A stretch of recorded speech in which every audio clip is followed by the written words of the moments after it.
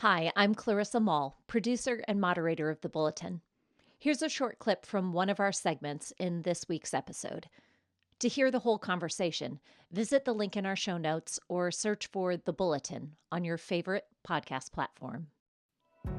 In the last 2 weeks, China has engaged in live-fire military exercises around the island of Taiwan, including staging a blockade to illustrate their capacity to cut off Taiwan from the rest of the world. Meanwhile, this week, North Korean troops arrived in Russia to assist the country in its war against Ukraine. Both of these actions a reminder that geopolitical tensions extend far beyond just Europe and the Middle East to Asia as well.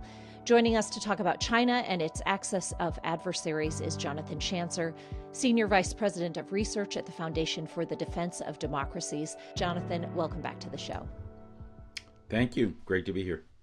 So, Jonathan, for every, say, 5 Israel headlines that we see in U.S. media, we probably see 2 to 3 Russia headlines and 1 China headline.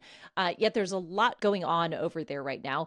What's happening between China and Taiwan, and why have we heard so little about it when China is arguably the largest global adversary of the United States?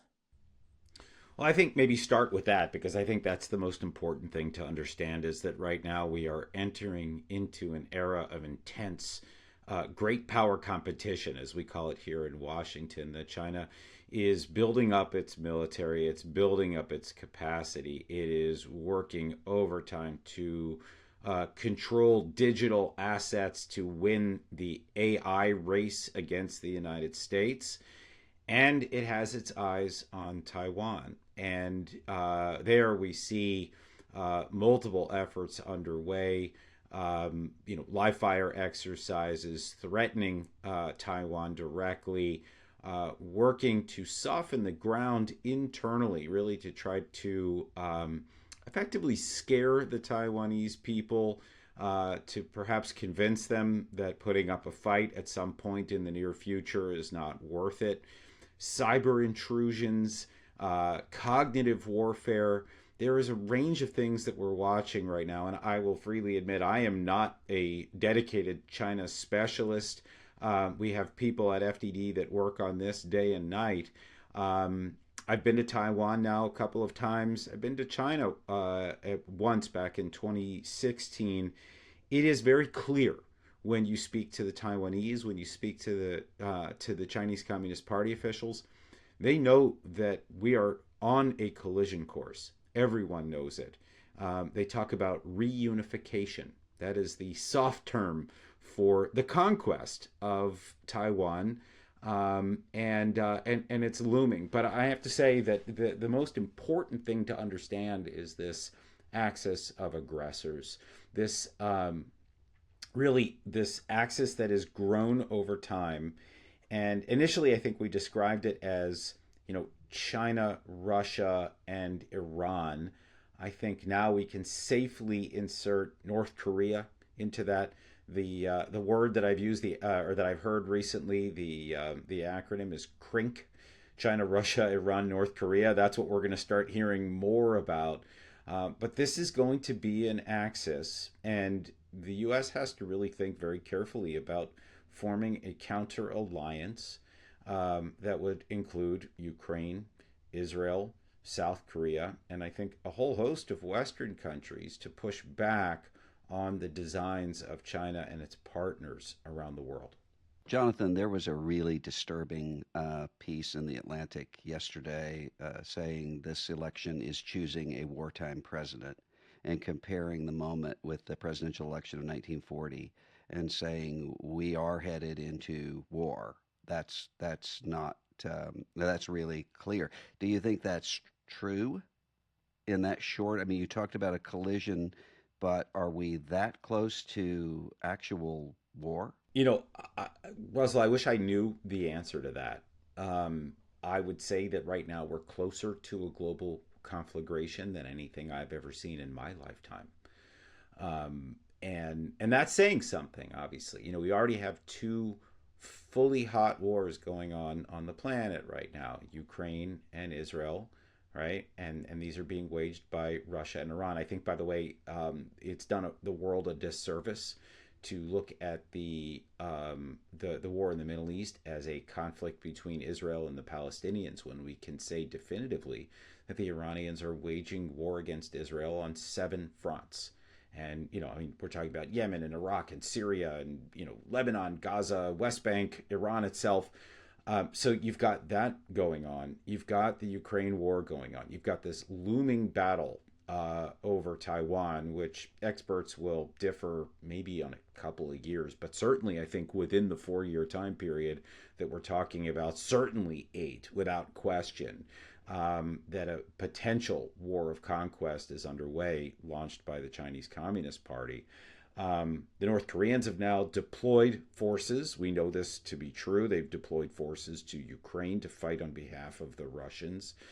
And each of these partners are providing each other with weapons and technological know-how and financing and energy and diplomatic cover at the UN.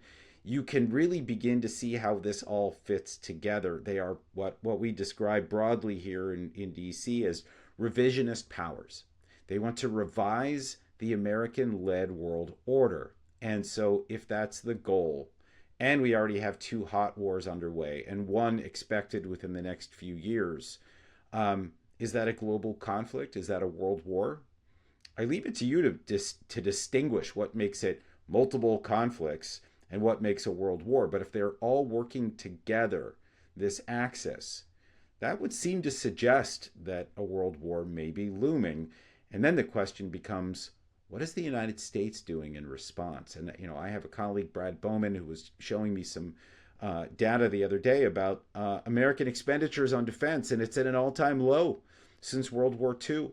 And we have an election cycle underway right now, almost at its conclusion, where neither candidate is talking very clearly about what America needs to do to prepare for a global war of this kind that may be on the horizon. So I do get the sense that we're unprepared. We're unprepared as a people. I think we're unprepared in Washington. Certainly if you go to the Pentagon, they're very keen to talk about China. They're worried about Russia. They're obviously all the news about the Middle East, that's dominating a lot of what they're doing day to day.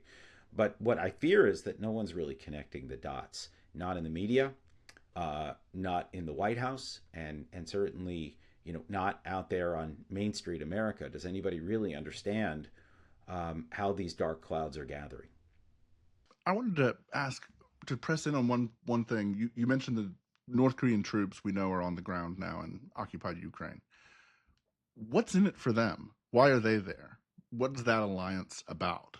Well, I think we have a lot to learn, but of course, the Chinese have been largely supportive of the North Koreans, the North Korean government, right? It's a sort of a finger in the eye to the United States. It ensures that the region doesn't flip in a direction that would run counter to what China has envisioned for the region. They want to weaken American influence in that part of the world. But today, we've just seen, there's headlines today that the U.S. Treasury Department has imposed its first sanctions on Chinese entities directly developing and producing complete weapon systems in partnership with Russian firms. And so then you begin to start to connect the dots. You got the Chinese, you got the North Koreans, they're working together with the Russians. And again, it's this axis that is forming, it's solidifying. I think if you asked me a year ago, I'd say it was notional. It was aspirational. Today, if you look at it, it looks far more solidified, right?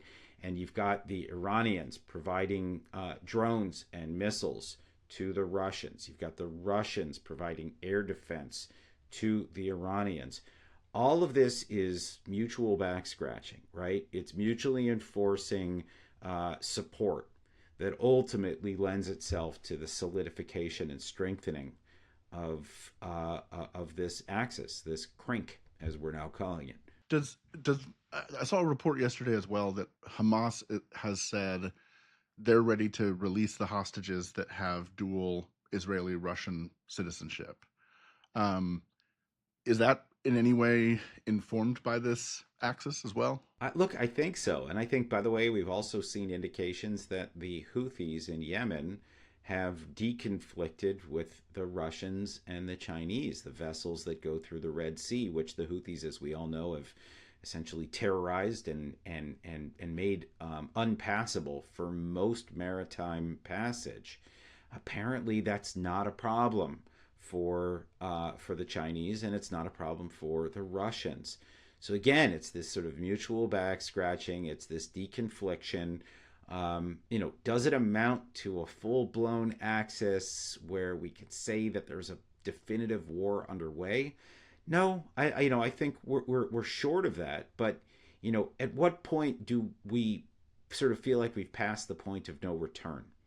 And I think that's the question that needs to be asked right now of the White House. And I will say it is really one of the greater concerns that I have. I mean, there are a lot of people that talk about, all right, well, what are the two candidates bring to the table here? I mean, I think that if you look at Trump's track record, right? I mean, he was a guy that was at least willing to talk and try to work with the Chinese government, with the Russian government, to kind of dilute their aggressive policies and to potentially punish them when necessary, tariffs and the like.